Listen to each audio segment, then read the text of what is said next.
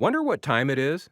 Just walk into this museum filled with amazing clocks and enjoy a few other historic attractions. Spillville is a small town with a rich Czech heritage that also holds a special place in classical music history. With its bed and breakfast, a beautiful church, and a fascinating museum, Spillville and the surrounding area offer one-of-a-kind intriguing attractions. On my way up to Spillville, I just had to make a quick stop at what some claim is the world's tiniest church.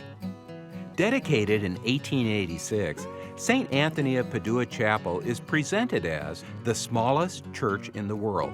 Don't be fooled by its 40-foot steeple. With its 12 by 16-foot interior and pews for 8 people, Festina's tiny church is a refuge for road-weary travelers seeking solace.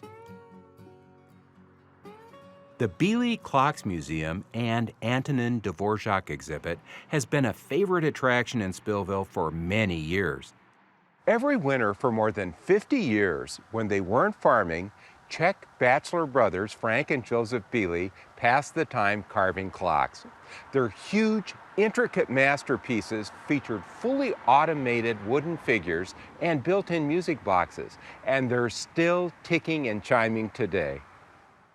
Director of the Bily Clocks Museum, Carol Reilly, gave me a tour. Carol, can you tell me something about the people that created these clocks first off?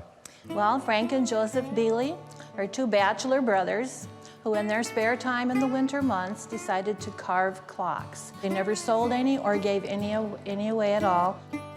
The clocks depict history, art, religion, and culture and are covered with hundreds of beautifully carved figures. Now here is the history of travel clock. Now this is very interesting. It has the various means of transportation, and starting at the bottom, it's travel by water, and then we have travel by land, and then travel by air. And even the eagle at the very top of the clock is travel by air. None of the clocks have nails in them or screws. Everything was glued together with glue they made themselves. They made their own glue? Yes, they did.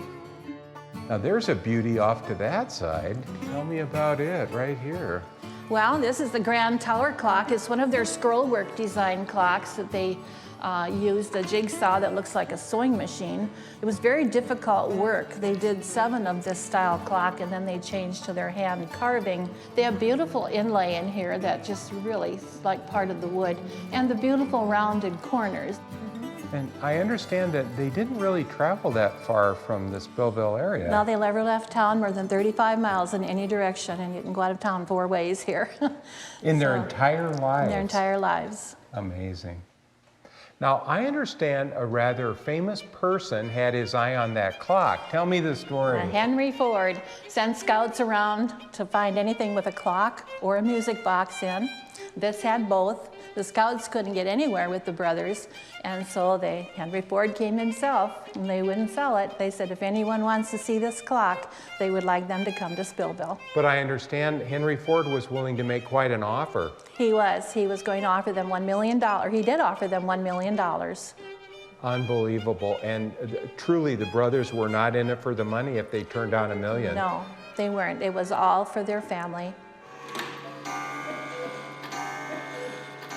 Now, Carol, I understand that the Bily brothers weren't the only famous people associated with this building. I see one of their works here that has the name Antonin Dvorak. World-famous composer and musician Antonin Dvorak spent the summer of 1893 in Spillville. He was lonesome for his countrymen, and so he came here, invited his family here, and stayed the summer. This bust of Antonin Dvorak was donated by the Czech Republic, and we have it here. There's one in Czech Republic and there's one here, and they're the only 2 in existence. While in Spillville, Dvorak composed the widely known American Quartet and found the inspiration for humoresque. This is the organ that he wrote his music on for the American Quartet. My goodness, and this is a pump organ. Yes, it is.